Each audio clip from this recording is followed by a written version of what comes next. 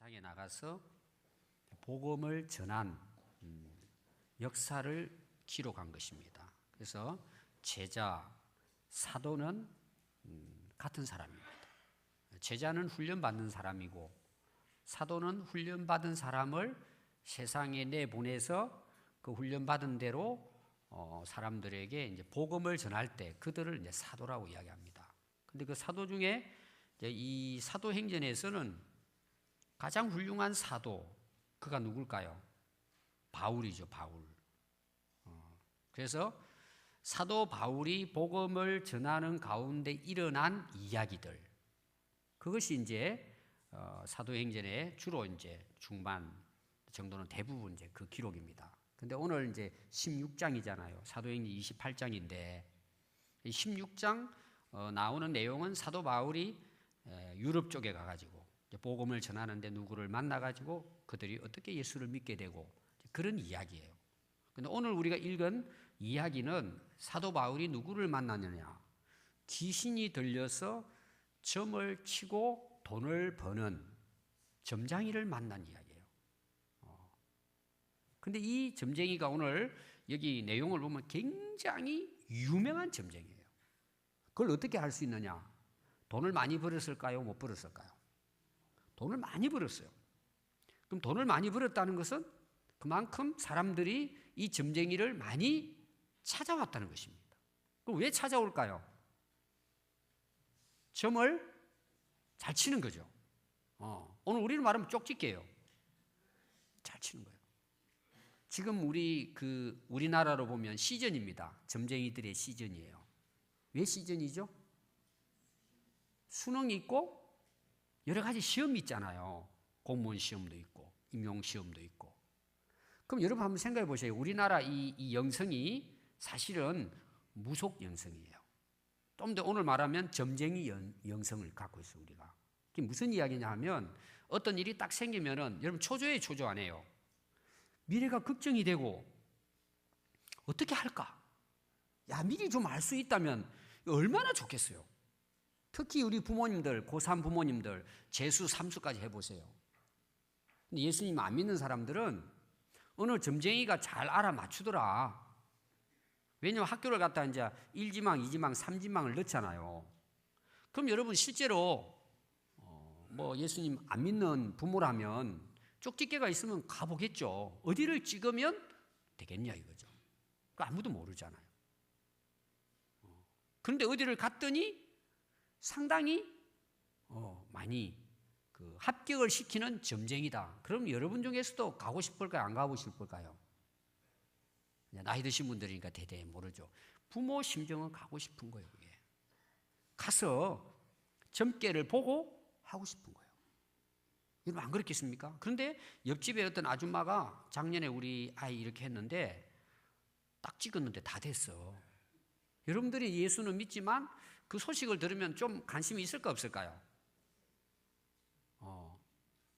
있겠죠. 일반적으로 안 가지만 야 그거 야 대단하다 야. 우리는 물론 기도하지만 근데 우리 그 교회 안에도 그런 사람이 있어요. 뭐 계시를 받았다. 환상을 봤다. 그리고 또 찾아가서 기도 받은 사람이 잘 되더라. 그럼 또 가는 거예요. 이게 우리나라 영성이에요. 옳지 않은 거죠, 사실은. 근데 오늘 여기 나오는 이 점쟁이는 그런 사람들로부터 그래도 잘 찍는다고 소문난 사람이에요.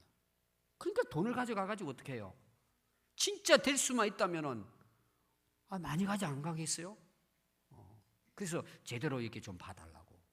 또 우리 뭐 사업이라든지 우리가 마음이 초조하고 참 앞으로 미래가 막막하면 진짜 잘 찍는 점쟁이 있다면은 다 가고 싶은 마음이잖아요. 그런 요행성을 우리는 갖고 있는 거예요. 그래서 그렇게 해서 뭔가 좀 이뤄보고 싶은 거예요.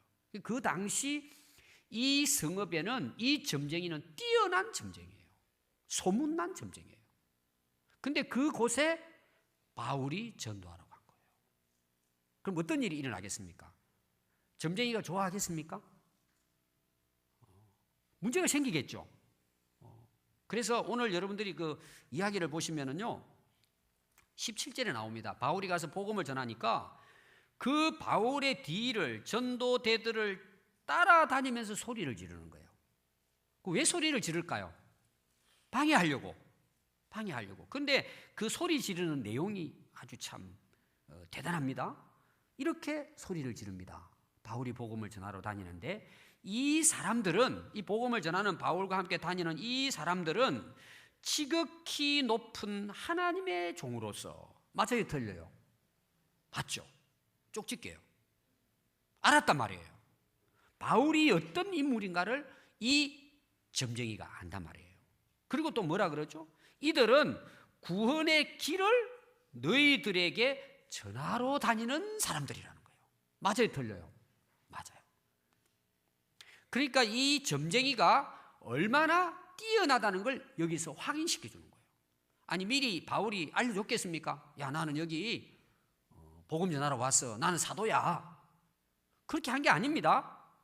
복음을 전하러 갔는데 이 귀신 들려서 주인에 의해 가지고 장사하고 있는 이 귀신 들린 점쟁이가 딱 바울을 보고 알아봤다는 내용이에요.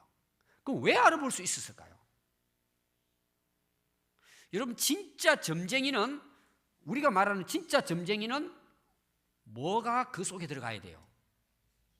귀신이 들어가야 되는 거예요. 그러니까 우리가 신내림을 받는다 그러잖아요, 무당들이. 그 진짜 무당이고 진짜 점쟁이에요. 그러니까 이 영적 세계는 영적인 부분들을 안다는 내용이에요. 이걸 여러분 먼저 알아야 됩니다. 이게 딱 바울이 와서 복음을 전하려고 그러는데 딱 알아보는 거예요. 근데 거기 그 귀신이 한 내용이 있어요. 하나님의 종이다. 지극히 높은 하나님의 종이라는 거예요. 그럼 하나님 알고 있어요, 모르고 있어요? 잘 압니다, 여러분. 사단, 마귀, 귀신은 하나님에 대해서 너무나 잘 알고 있습니다. 그리고 그 하나님의 종들도 다 알고 있는 거예요. 여러분들이 아마 그런 이야기 많이 들어보셨을 거예요. 무당이 구슬하는데 진짜 예수 잘 믿고 성령 충만한 사람이 가면 굿이 된다 그래요? 안 된다 그래요? 안 된다 그러죠. 실제로 안 됩니다. 여러분들이 이제 옆집에 혹시 점쟁이 있고 하면 한번 찾아가서 저만 보세요. 점괘가 나오면 그 사람 문제 있는 사람이에요. 그런 내용이 영적 세계예요. 근데 몰라요. 제가 목사인지 몰라요. 근데 실제로 귀신 들린 점쟁이는 알아봅니다. 그건 확실합니다, 여러분. 알아봅니다. 그리고 여러분들 중에 이런 분이 있어요. 우리 교회 이제 새로 오신 분 가운데도 그런 분들이 있더라고요. 너무 몸이 아파가지고 막 힘들게 막 해가지고 그 사람들 막 굿하고 점쟁이 다 찾아다니잖아요. 근데 점쟁이들이 이렇게 이야기한 사람이 있어요. 당신은 교회 가야 돼. 당신은 교회 가야 살아. 이렇게 그 점쟁이들이, 무당들이 이야기하고 교회한 사람이 있어요. 몇 번 제가 봤어요, 그런 분들. 왜 그걸 알죠? 귀신 들렸기 때문에 아는 거예요. 그래서 아는 거예요. 그러니까 이 점쟁이는 사실은 껍데기입니다. 그 속에 귀신에 의해서 움직이는 거예요. 아시겠죠? 그러니까 하나님의 위대함을 알고 또 하나님의 종인 것도 알아요. 더 여러분 중요한 게 그 다음에 나와요. 뭘 아느냐 하면은 구원의 길을 너희에게 전도하는 자들이다. 그러면 귀신 들린 이 점쟁이는 구원받는 길을 알까요, 모를까요? 예수 믿으면 구원받는 것까지 다 알고 있어요. 진짜 귀신 들린, 진짜 신내림을 받은 점쟁이 무당들은 압니다, 그걸. 왜 안다고요? 영적 세계에 있기 때문에 아는 거예요. 그럼 우리가 볼 때는 보십시오. 사도 바울이 이렇게 하나님의 종으로 복음을 전하는 자라는 걸 알고 지금 그걸 사람들에게 이야기하고 있어요. 지극히 높으신 하나님의 종으로 구원의 길을 너희들에게 전하고 있다. 이렇게 지금 그 점쟁이가 이야기를 했습니다. 그러면 사도 바울하고는 같은 말씀을 전해요? 틀린 말씀을 전해요? 틀린 말을 전하고 있습니까? 이게 신기한 일이에요. 같은 말을 전하잖아요. 이게 여러분 신기하지 않아요? 방해를 하려면은 아니라고 이렇게 해야 되는데 귀신 들린 점쟁이는 알아보고 복음을 전하고 있다는 거죠. 너희들에게 구원의 길을 전하는 사도들이라고 이 귀신 들린 점쟁이가 이야기한다는 거예요. 이 여기까지만 보면 여러분들이 이게 좀 이상하잖아요. 그러죠? 제가 여기까지 이야기 드리고 싶은 것은 귀신 들린 사람들은 안다는 내용이에요. 그래서 이야기합니다. 그럼 실제로 사도 바울을 도와주려고 하는 걸까요? 지금 방해하려고 하는 걸까요? 방해하려고 하는데 이렇게 말을 해요. 여기까지 보면 여러분 이해가 잘 안 됩니다. 그 다음 한번 보십시오. 18절 보니까 이 한 번, 두 번 한 게 아니고 사도 바울을 따라다니면서 여러 날 그렇게 하는 거예요. 여러 날. 그러니까 바울이 심히 괴로워서 돌이켜 그 귀신에게 명령해서 예수 그리스도 이름으로 명하노니 그에게서 나와 떠나라고 하니까 즉시 귀신이 떠났습니다. 그러니까 이 점쟁이가 지금 사도 바울을 따라다니면서 계속 이 말을 되풀이하는 거예요. 그 말은 자기가 사도 바울처럼 복음을 전하려고 한 게 아니라 방해하기 위한 목적이에요. 시끄럽게 하는 거죠.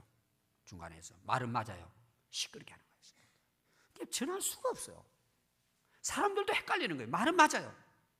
근데 그 목적이 뭐냐? 방해하는 거예요. 진짜 그가 성령이 임했다면 어떻게 해요? 사도 바울이 복음을 전할 때 조용히 있어야 되겠죠. 이게 이제 기막힌 사탄 마귀의 작전이에요. 여러분 이단들 한번 보십시오. 틀리지 않아요. 근데 끝에 가면 어떻게 될까요? 사람을 망하게 만드는 거예요. 여러분 그런 거 있죠. 내가 저 사람이 굉장히 미워요. 셈이라는 거야. 너무 똑똑하고 일도 잘하고 칭찬도 받고 그런데다가 IQ도 높고 얼굴도 이쁘고 돈도 많아요. 야, 그런 사람 보면은 어떤 사람 배 아파하는 사람들 있잖아요. 근데 이렇게 하는 거예요. 사람들은 그 친구 돈도 많대. 공부 진짜 잘한대. 얼굴도 이뻐. 그럼 다니면서 계속 그 사람 앞에서 그렇게 떠드는 거야. 그럼 뭔 이야기예요? 사실은 반대된 것이 나오는 거야.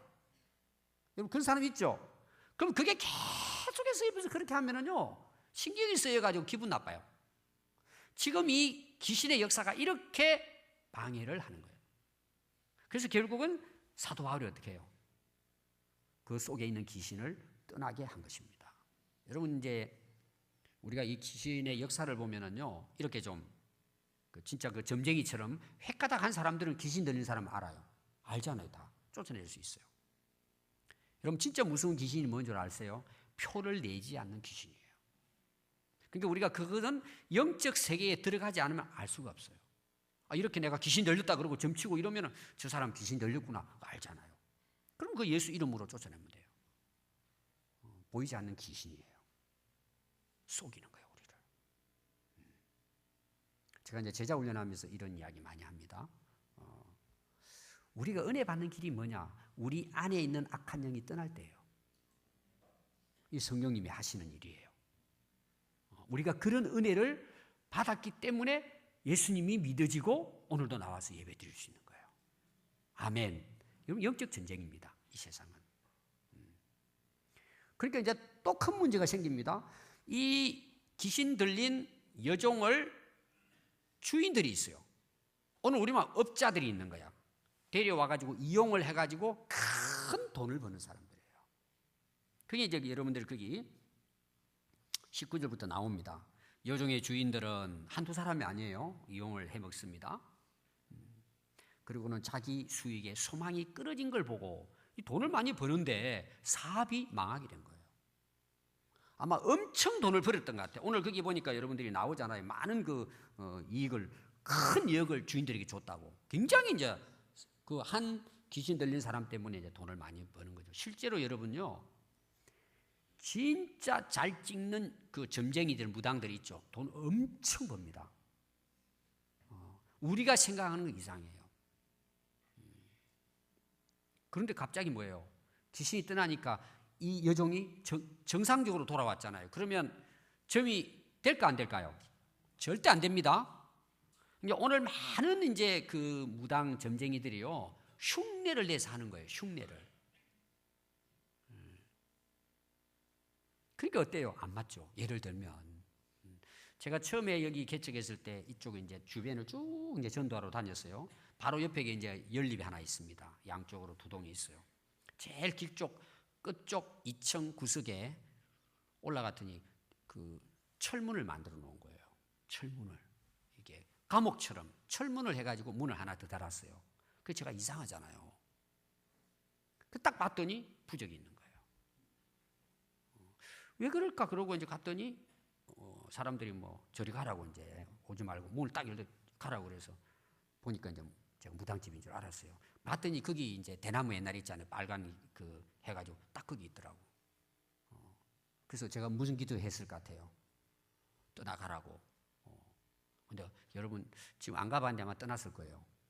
계속 제가 기도해서 한 여기 옮긴 지 15년 정도 했으니까. 여러분 귀신의 세계는요 실제로 있습니다. 그리고 그걸 가지고 결국은 뭐예요? 돈을 버는 거예요. 제가 알기로는 아마 그분이 좋은 차를 타고 다닌 걸로 제가 알고 있어요. 오래돼가지고 모르는데 언젠가는 이제 없어져 버리더라고. 돌아가셨는지. 그러니까 돈을 버는데 주인이 뭐예요? 망하게 된 거예요. 그럼 누구 때문이에요? 실제로는 하나님 때문이죠. 근데 예수 이름으로 쫓아낸 자가 이제 바울이잖아요. 그러니까 그들을 붙잡아가 얼마나 생각해 보세요. 얼마나 화가 났겠어요. 지금 사업이 망한 거예요. 그래서 잡아가지고 고소해가지고 감옥에 집어넣는 거예요. 오늘 내용이 그 내용이에요. 여러분 우리 오늘날 우리 예수 믿는 사람도 누가 내 인생의 주인인지 보세요. 한번 여러분 잘 오늘 이 말씀을 통해서 우리가 살펴봐야 돼요. 자, 그 부부도 싸웁니다. 또 형제지간도 싸우죠. 부모와 자식도 싸워요. 실제로 싸우는 그 원인을 깊이 들으면 거의 대부분 돈 문제예요. 우리나라 대체별들로 형제들끼리 원수잖아요. 감옥에 집어넣고 싸우고 지금 뭐 제가 이야기하면 뭐 뉴스 나온 거니까 끝이 없어요. 그 사람들은 가지고 있는 거에다 평생 먹고 사모도 남은데도 불구하고 싸웁니다. 이러면 돈이라고 하는 게 무서운 거예요. 그래서 예수님께서도 이 세상에 신이 두 개 있다고 이야기한 거예요. 돈신, 만몬이 있고 하나님이 있는 거예요. 우리가 이제 이 그 사람들과의 관계라든지 친구들 관계에서 보면은 돈에 민감한 사람들 있죠. 하여튼 막 그냥 돈 만 원이라도 손해 안 보려고 따지고 있는 사람 있잖아요. 막 그 돈이 걸렸다 그러면 목숨을 거는 거예요. 거기. 그러니까 세상이 얼마나 살벌해지는지 몰라요. 우리가 잘 봐야 해요. 우리 스스로가 매이는 거예요. 그게 매이는 거예요. 그러니까 그 당시 업주들 입장에서는 진짜 바울은 죽이고 싶은 거죠. 한순간에 망해버렸으니까. 결국은 어떻게 해요? 그들이 고발하는데 이렇게 고발을 합니다. 20절 말씀에 보시면은요. 이 사람들이 유대인인데 우리 성에 들어와 가지고 요란하게 만든, 오늘 말하면은 막 그 성을 혼란하게 만든다는 게 사람들을 막 혼을 뺀다는 이런 내용이에요. 또 21절 보니까 로마 사람인 우리가 받지도 못하고 행하지도 못할 그 아주 그 잘못된 풍속을 전하고 있다. 무리가 일제 일어나서 고발하니 상관들이 옷을 찢어 벗기고 매로 치라 하여 많이 친 후에 옥에 가두고 간수에게 명하여 든든히 지키라 하였다. 자, 여기 이제 매를 얼마나 맞았느냐? 많이 맞았어요. 복음 전하다가 귀신 쫓아냈으면 좋은 일이잖아요. 사람이 정상적으로 돌아왔으니까. 근데 억울한 고발을 당해가지고 매를 맞았는데요. 사도 바울이 이 매에 대해서 뒤에 나옵니다. 이 매인지는 모르지만 제가 볼 때는 아마 이때 이 빌립보 감옥에서 맞은 매 아닐까. 40에 한 대 감하는 매를 수십 번 맞았다고 이야기했어요. 몽둥이를 때리는데 40대 아마 40대 때리면 죽는 줄 알았는지 39대만 때린 거예요. 그럼 여러분 보십시오. 몽둥이를 가지고 사람을 39번을 친다고 생각해 보세요. 완전히 초죽음이 됐다는 거예요. 그리고 끌려가지고는 지하 감옥에 갇혀가지고 찾고는 발을 쇠고랑으로 차가지고 딱 벌려놓는 거예요. 꼼짝 못하게. 그럼 여러분 그렇게 해서 감옥에 들어갔습니다. 피투성이가 돼가지고 죽으라는 거죠. 그 복음을 전하다 그렇게 해서 결국은 감옥 신세가 된 거예요. 그 복음 전하는 자들이. 우리가 이 구절은 짧은 구절이지만 엄청난 고통 속에서 감옥에 갇힌 거예요. 그럼 여러분 온몸이 지켰는데 잠이 오겠습니까? 먹지 못해 흙이 지죠. 그런데 이 바울과 실라가 어떻게 했느냐, 그 감옥에서 내용이 나와요.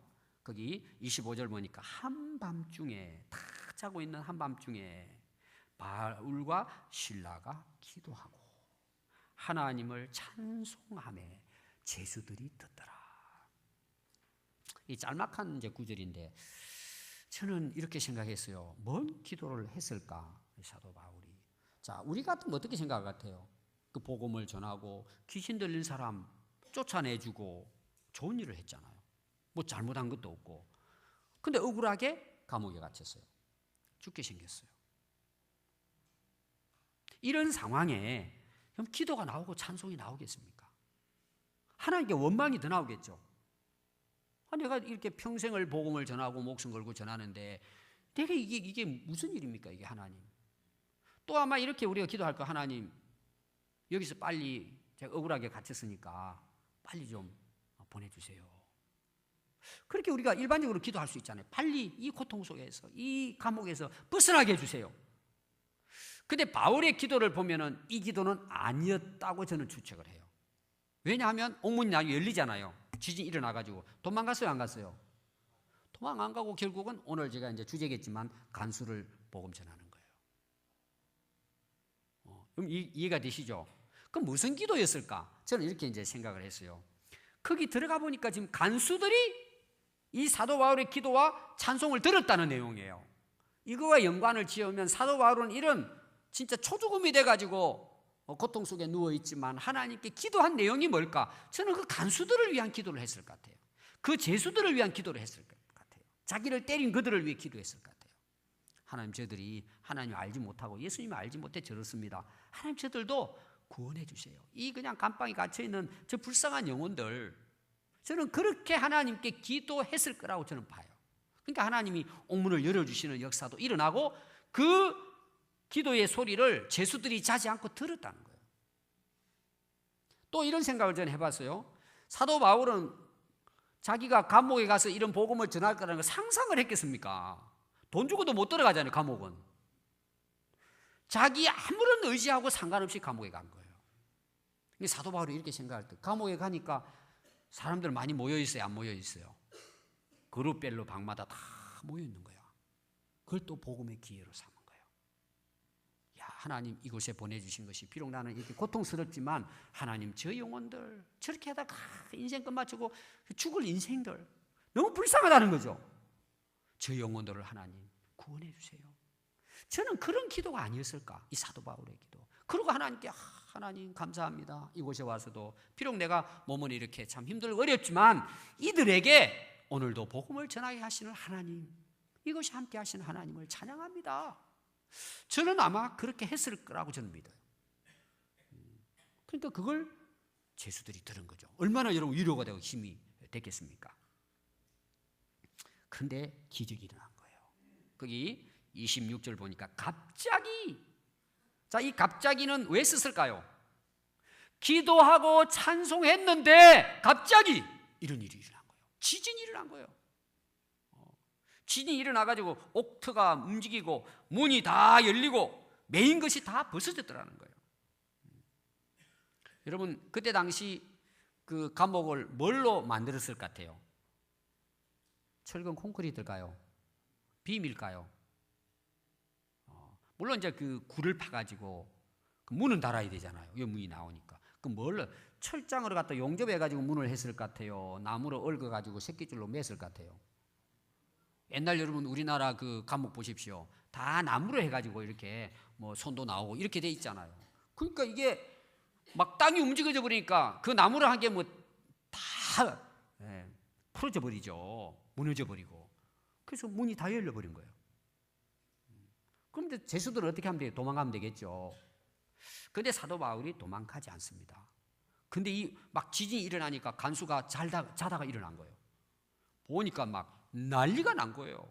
어두우니까 사람도 보이지 않는데 막 옥문이 다 무너져 버리고 하니까 이 간수가 큰일 났다. 내가 졸다가 간수들을 제대로 못 해가지고 이들을 다 도망가면 나는 이제 사형이다, 사형. 그리고 칼을 뽑아서 스스로 자결 하려고. 그때 여러분 그 28절 보니까 막 바울이 큰 소리로 막 놀래가 외칩니다. 내 몸을 상하게 하지 말아라. 우리는 다 여기 있다. 도망가지 않고. 그래서 간수가 달려들어 등불을 가지고 와서 막 무서워 바울한테 떨면서 엎드립니다. 그러면서 하는 말이 그들을 데리고 나가서 내가 선생들이여 어떻게 해야 나도 구원을 받을 수 있겠습니까? 이거는 이제 사도 바울의 기도나 복음을 들은 것 같아요. 내가 이제 어떻게 하면 구원을 받습니까? 여러분 오늘 우리 인생을 살아가면서 우리 인생의 가장 큰 문제가 뭘까요? 물론 먹고 사는 문제도 되겠죠. 지금 우리 당장 앞에 있는 어려운 문제들이 많이 있잖아요. 이거 빨리 해결해서 뭔가 이런 게 있겠죠. 그러나 궁극적으로 우리 인생의 가장 중요한 질문, 해결해야 될 부분은 내가 어떻게 구원을 받을 수 있을까라는 거예요. 제가 지난 1, 2주간에도 장례식을 세 군데 갔다 왔어요. 어느 분들은 갑자기 돌아가셨어요. 아프다 그러더니. 우리 인생 잠시입니다, 여러분. 오늘 여러분 세계 곳곳에 일어나는 지진부터 시작해가지고 재해부터 시작해서 내란부터 시작해가지고 한순간에 수백 명들이 한순간에 사라지잖아요. 우리 인생이 그런 거죠. 다 왔다 가는 거예요. 가장 중요한 게 뭐예요? 어떻게 내가 구원받느냐는 거죠. 사람들은 별로 여기에 관심이 없죠. 오늘 저와 여러분들이 여기 있다는 것은 진짜 하나님의 은혜죠. 하나님의 은혜죠. 누가 구원에 대해서 관심을 갖고 있습니까? 그래서 이런 복음을 전하다 보면요, 이게 어려운 거예요. 관심 없어요. 막혀 있는 거죠. 그런데 이 간수는 바울이 들어와서 이런 이적이 일어남으로 야 이제 내 인생 끝났구나. 내가 어떻게 하면 구원을 얻을 수 있겠는가 하고 바울에게 질문을 합니다. 그때 유명한 사도 바울의 말씀이죠. 우리가 잘 아는 31절입니다. 한번 같이 한번 읽어볼까요? 31절이에요. 시작. 이르되 주 예수를 믿으라. 그래하면 너와 내 집이 구원을 받으리라 하고. 아멘. 예수 믿으면 구원받는다는 거예요. 여러분 우리가 왜 예수 믿으면 구원받을까요? 다른 종교도 많은데 왜 예수 믿어야 구원받아요? 이게 기독교의 핵심이에요. 왜 예수 믿어야만 구원받는다는 거예요. 온 인류의 죄를 해결하신 분은 오직 예수님 한 분뿐이에요. 어떻게 해결하셨느냐? 우리 개인의 죄뿐만 아니라 세상의 모든 죄를 예수님이 다 짊어지시고 십자가에서 못 박혀 돌아가셨어요. 그래서 마지막 예수님이 돌아가실 때 다 이루었다. 그건 하나님이 예수님을 통해서 인류를 구원할 죄의 속죄의 제물로 자기가 죽음으로 이게 완성됐는데 얼마나 완성이 됐을까? 80%도 아니고 90%도 아니고 99%도 아니고 99%도 아니고 100% 완전하게 해결하셨어요. 이게 복음의 핵심이에요. 그러면 우리가 할 수 있는 일이 있을까? 구원을 얻기 위해서 내가 해야 될 일이 있을까? 없어요. 있다고 말하는 건 전부 다 복음에서 빗나간 거예요. 내 뭔가 해야 될 선행이 따라야 구원이 이룬다. 전부 다 그거는 가짜 복음이에요. 예수님의 십자가는 완벽해요. 100% 완성한 거예요. 그래서 누구든지 그 예수를 믿으면 이미 예수님이 완성하셨기 때문에 그 믿음을 통해서 그분이 이루신 그 완성을 통한 죄 용서와 구원을 은혜로 얻게 되는 거예요. 아멘. 우리가 할 수 있는 아무것도 없어요. 이게 복음이에요. 야 너희들이 몇 프로 해? 그럼 그건 복음이 아니죠. 얼마나 힘들겠습니까? 구원을 이루기 위해서. 어떻게 우리가 하겠어요? 오늘 여러분 꼭 기억하십시오. 왜 예수를 믿어야 우리가 구원을 받느냐? 100% 예수님이 십자가에서 우리 죄를 대속해 주셨기 때문이에요. 대신 담당해 주셨고 값을 다 지불해 주셨기 때문에 우리가 예수 믿으면 누구나 그분의 은혜로 구원을 얻는 것입니다. 동일합니다. 그런데 오늘 거기 보니까요. 너와 내 집이 구원을 얻는다. 이 기가 막힌 말씀이에요. 근데 사람들이 이걸 이해를 잘 못해요. 아, 예수 믿으면 우리 마누라 때문에 내가 천국 가는구나. 우리 엄마 때문에 내가 나중에 천국 가겠구나. 이게 아니고 내 한 사람이 예수님을 확실하게 믿으면 그 가지고 있는 이 은혜, 이 복음이 당연하게 가족들에게 전하게 된다는 내용이에요. 이건 자동이 되는 거예요, 자동이. 그러니까 뭐예요? 집안 사람들이 그 먼저 믿은 그 가족 때문에 예수님의 복음을 듣고 믿게 되기 때문이라는 의미예요. 근데 이 간수의 가정이 오늘 이 자리에 그런 역사가 일어난 거예요. 자기가 예수 믿게 되니까 어떻게 해요? 오늘 거기 말씀 보니까요, 주의 말씀을 그 사람과 그 집에 있는 모든 사람에게 전하더라. 그 밤 그 시간에 간수가 그들을 데려다가 그 맞은 자리를 씻어주고 자기와 그 온 가족이 다 세례를 받은 후 그들을 데리고 자기 집에 올라가서 음식을 차려주고 그와 온 집안이 하나님을 믿음으로 크게 기뻐하니라. 아멘. 그 자리에서 이루어졌어요. 오늘 제가 이 간수에 대한 말씀을 세 가지로 이제 결론을 정리를 하려고 합니다. 어떻게 간수에게 이런 일들이 일어났을까? 첫 번째입니다. 그가 이런 그 간수의 일생이 완전히 180도 지금 바뀌진 거잖아요. 간수 뭐예요? 직업 아닙니까? 자식들을 위해서, 가족을 위해서, 먹여 살리기 위해서 그 진짜 그 험악한 그 감옥에서 죄수들과 맨날 부딪히고 싸워야 되잖아요. 그 누가 그걸 하고 싶어 하겠어요? 그러나 자기 직업이니까, 또 가족 생계를 유지해야 되니까, 아버지로서 그 역할을 감당해야 되니까 막 하기 싫어도 밤새워가면서 그 어려운 일들을 지금 하고 있는 거잖아요. 만약에 이 간수가 바울을 만나지 못했다고 한다면 어떤 일이 일어날까요? 그렇게 그냥 살다가 나이 먹어 죽는 거예요. 그거하고는 아무 상관이 없는 거예요. 그런데 이 간수의 인생이 완전히 180도로 바뀌는 이유는 복음의 전도자 바울을 만났기 때문이에요. 그럼 여러분, 그 간수가 바울 초청했을까요? 오라고. 야, 감옥에 좀 와. 나 좀 구원해줘. 또 그럼 바울 입장에서는 야, 거기 그 간수가 나 기다리고 있는데 내가 감옥에 가서 전도해야지. 계획을 세워가지고 이 간수하고 바울이 만났을까요? 전혀 상관없는 사람이에요.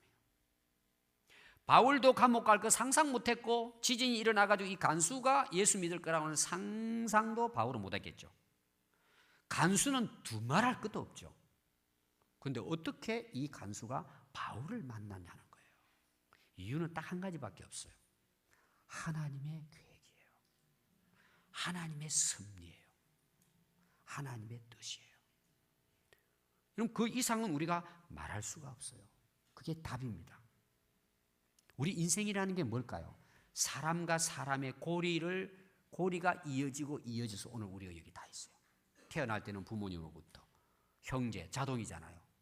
또 우리 뭐 친척들 다 자동이잖아요. 삼촌, 육촌 다 뭐예요? 태어났기 때문에 그 관련되는 거잖아요. 그 다음에 친구, 이웃, 교회 오니까 성도들, 다 이런 인간의 고리 관계를 통해서 오늘 여기 있는데, 특별히 우리가 예수 믿게 된 것도 뭐예요? 사람을 만나서 여기 온 거예요.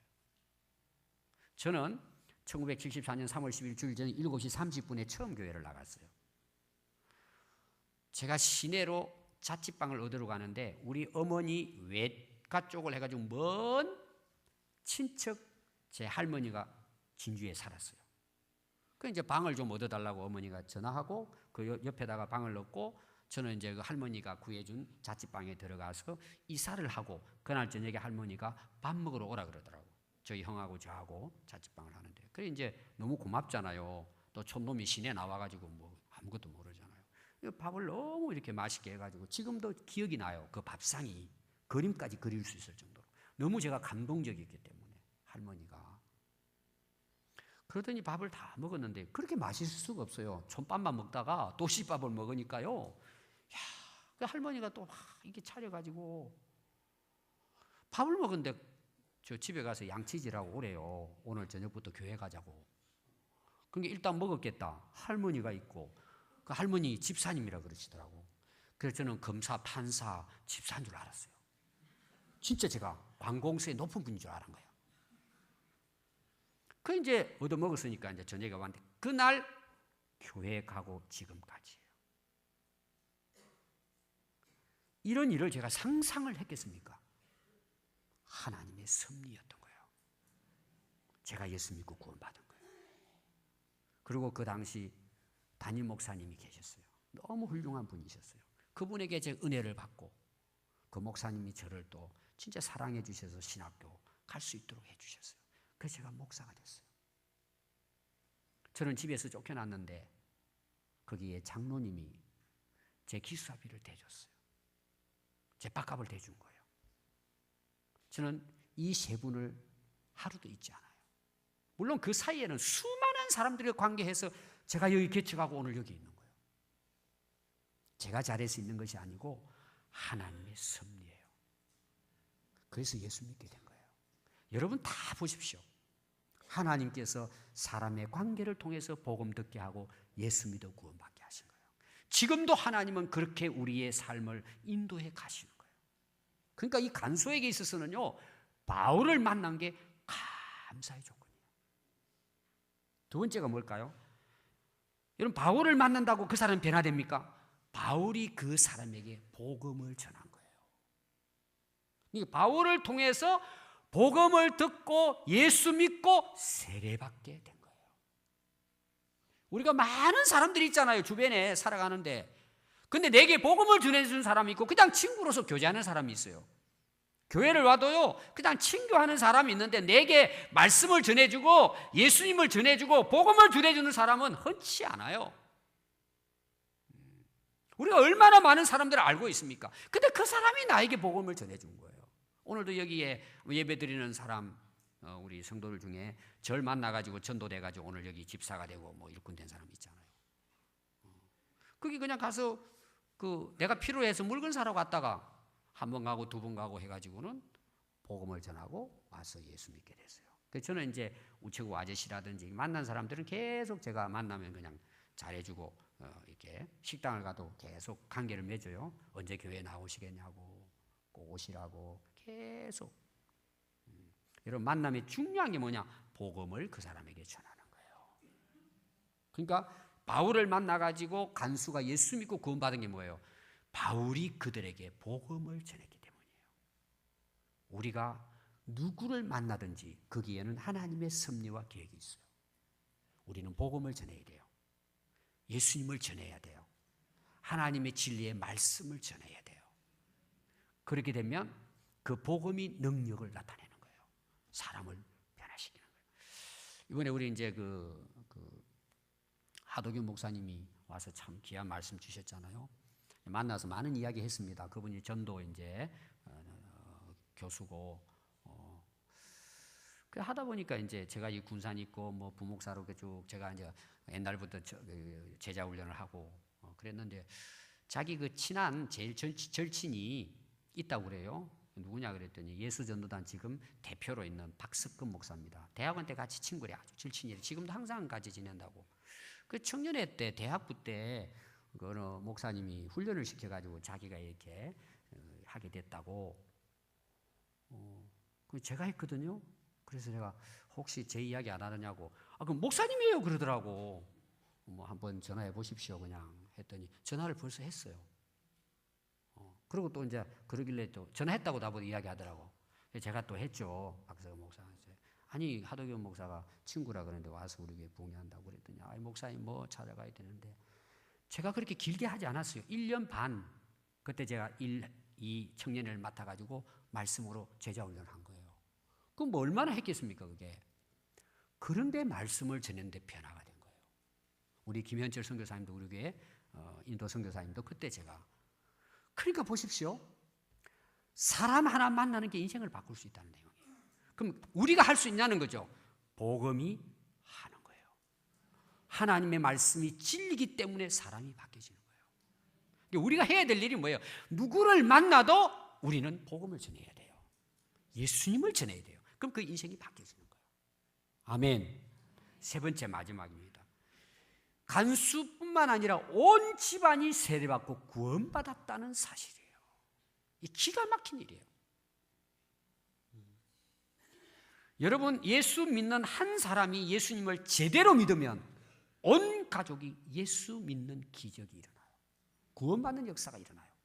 그러니까 우리 한 사람의 믿음이 온 집안을 구원시킬 수 있어요. 제가 그렇게 해서 이제 전도 받았잖아요. 얼마나 많은 핍박을 받았는지 몰라요. 결론이 뭔 줄 아세요? 저 때문에 우리 집안이 100% 예수 믿는 집안이 된 거예요. 이제 앞으로 태어난 애들은 자동이요.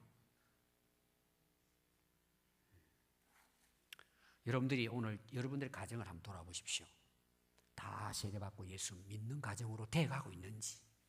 그게 문제가 있다. 나 혼자만 그냥 어쩔 수 없이 다닌다. 내 문제예요. 내 안에 예수님이 안 계실 수도 있어요. 내 안에 복음이 있고 내 안에 성령이 역사하신다면 그거는 반드시 영향을 받고 나 한 사람의 그 역사가 온 집안을 변화시키는 거예요. 아멘. 그런 역사가 일어나는 거예요. 그래서 오늘 여러분 그 가정의 결론이 뭔지 아세요? 온 가정이 구원받았을 뿐만 아니라 하나님을 믿음으로 크게 기뻐했다는 사실이에요. 오늘로 말하면 그 가정이 행복해졌다는 거예요. 가정이 회복됐다는 내용이에요. 하나님이 다스리시는, 예수님이 다스리시는 복된 가정이 됐다는 거예요. 저는 오늘 이 말씀을 듣는 여러분들이 이런 가정의 변화가 일어나기를 바라요. 온 가정이, 여러분 이곳이 천국 아닙니까? 기쁨이 충만한 가정이 됐다는 것입니다. 우리에게 기쁨이 많죠. 이제 20철이니까 우리 애들이 뭐 점수 잘 봐가지고 좋은 대학 갔다 얼마나 기쁜 소식입니까? 좋은 일입니까? 뭐 여러분 또 사업이 안 됐는데 사업이 잘 됐다 얼마나 좋은 일이에요. 기쁜 일이죠. 얼마 전에 제가 인터넷 보니까요, 한 10년 가까이 식물 인간으로 누워 있었던 사람이 잠에서 깨어나듯이 내사 상태에서 살아났어요. 정신이 돌아온 거예요. 여러분 한번 생각해 보세요. 그 뭐 병원부터 집안이 얼마나 기뻐하고 즐거워했겠어요. 오래전에 우리나라 4강에 진출했잖아요. 그때는 제가 이제 새벽기도 때문에 저는 주공 살 때인데 자고 있었어요. 자다 깼어요, 제가. 전 지진 진짜 일어난 줄 알았어요. 와 하고 막 소리가 나는데요. 난 무슨 일이 일어난 줄 알았어. 우리가 한 골 넣어서 그런 거예요. 그리고 서울 광장에 보십시오. 막 그때 뭐 여러분 기억나잖아요. 그 기쁨이 어디 갔습니까? 사라졌습니다. 이런 기쁨들은 잠시입니다. 일락입니다. 일락. 잠시 지나갑니다. 구원받은 기쁨은 영원합니다. 여러분 우리가 진짜 하나님께 감사한 게 뭐예요? 좋은 사람 만난 거예요. 진짜 믿음의 동지를 만난 거예요. 그 사람을 통해서 하나님께서 나를 구원해 주셨다. 하나님의 역사가 그런 거예요. 그리고 그 사람을 통해서 내가 복음을 듣게 되고 예수님을 믿게 됐다. 그리고 예수 믿고 내가 구원받아서 내가 오늘까지 하나님의 은혜로 여기까지 살게 됐다. 그리고 나를 통해서 또 다른 사람들이 예수 믿게 되고 우리 집안이 예수 믿어 우리 가정이 행복해졌다. 누구의 뜻으로 이게 이루어졌을까요? 모든 것이 합력하여 선한 역사를 이루는 하나님의 뜻으로 이루어진 것입니다. 오늘 우리가 여기 있기까지 이 구원받은 은혜, 이 은혜가 하늘나라 갈 때까지 여러분들에게 항상 기쁨이 되고 행복이 되고 또 다른 사람에게 이 기쁨을 나눌 수 있는, 그래서 늘 여러분들의 삶이 하나님 안에서 감사가 넘치는 그런 복된 인생이 될 수 있기를 바랍니다. 기도하겠습니다.